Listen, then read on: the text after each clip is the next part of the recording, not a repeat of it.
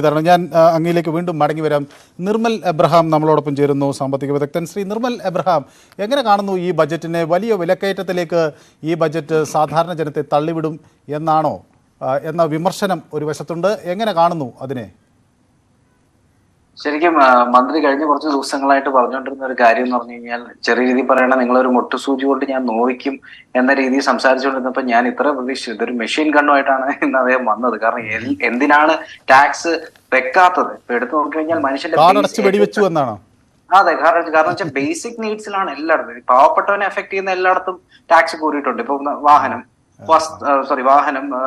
വീട്, വൈദ്യുതി, വെള്ളം കഴിഞ്ഞ വർഷത്തില്, അതുപോലെ ഇന്ധനം, പിന്നെ സാധാരണക്കാരന്റെ ഇന്ധനമായ മദ്യം, ഇതിലെല്ലാം തന്നെ ടാക്സ് ചുമത്തിയിട്ടുണ്ട്. സോ ഇത് സാധാരണക്കാരനെയാണ് എഫക്ട് ചെയ്യുന്നത്. പക്ഷെ ഒരു സമ്പന്നരെ പിടിക്കാൻ ഇവരെന്തെങ്കിലും ചെയ്യുന്നുണ്ടോ? എനിക്ക് ഏറ്റവും വിഷമം തോന്നിയൊരു കാര്യം എന്ന് വെച്ച് കഴിഞ്ഞാൽ, ശരിയാണ്, കാരണങ്ങളുണ്ട്. ശരിയാ, കിഫ്ബിയുടെ കടം പൊതുകടമാക്കി, GST കോമ്പൻസേഷൻ പോകുന്ന വഴി നമുക്ക് 12,000 കോടി രൂപയുടെ നഷ്ടം വന്നു. 17 ആവശ്യങ്ങൾ മുന്നോട്ട് വെച്ചിട്ടും യൂണിയൻ ബഡ്ജറ്റ് അതൊന്നും കൺസിഡർ ചെയ്തില്ല. ഒക്കെ ശരിയാണ്. പക്ഷേ ഇതിന്റെ അകത്ത് അവർ ചെയ്യേണ്ടിരുന്ന ഒരു കാര്യം, ഇപ്പം കഴിഞ്ഞ കുറെ വർഷങ്ങളായിട്ട് സാമ്പത്തിക വിദഗ്ധരും ഒപ്പോസിഷനും ചൂണ്ടിക്കാട്ടിക്കൊണ്ടിരിക്കുന്ന ഒരു കാര്യം എന്താണ്? നികുതി പിരിവ് വ്യക്തമായിട്ട് കൃത്യമായിട്ട് നടത്തണം. അത് നടത്തുന്നില്ല. അത് ഇത്തവണ അത് അഡ്രസ് ചെയ്യുന്ന രീതിയിൽ ഒന്നും സംസാരം വന്നില്ല. ഒരു ഉദാഹരണം പറഞ്ഞു കഴിഞ്ഞാല്, പാവപ്പെട്ട മനുഷ്യരാണ് ഇതെല്ലാം. ഇപ്പൊ ഇതെല്ലാം എഫക്ട് ചെയ്യാൻ പോകും. നേരത്തെ പാനലിസ്റ്റ് സംസാരിച്ചത് ഞാൻ കേൾക്കുമായിരുന്നു. ഒരു ബൈക്ക് ഉപയോഗിക്കുന്നതോ അല്ലെങ്കിൽ ഇന്ധന വില കൂടാൻ പോകണം. ഇപ്പൊ ബസ്സുകാരും ഓട്ടോക്കാരും ടാക്സിക്കാരും എല്ലാം തുടങ്ങും. ബസ്സിലും ഓട്ടോയിലും യാത്ര ചെയ്യുന്ന യൂസഫ് അലി ഒന്നും അല്ല, നമ്മളെപ്പോലെ സാധാരണക്കാരാണ്.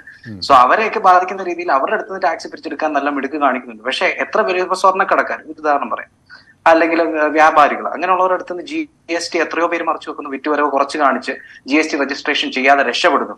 അവരെ എങ്ങനെയെങ്കിലും അവരുടെ ഈ പറഞ്ഞ രജിസ്ട്രേഷൻ ഇതിലോട്ട് കൊണ്ടുവരാൻ വേണ്ടി, ടാക്സ് കളക്ട് ചെയ്യാൻ വേണ്ടി സാമ്പത്തിക വിദഗ്ധർ വർഷങ്ങളായിട്ട് പറഞ്ഞുകൊണ്ടിരിക്കുകയാണ്. തൊടുന്നില്ല അവരെ. ഇപ്പൊ 40 ലക്ഷം 20 ലക്ഷമാണ് ലിമിറ്റ്.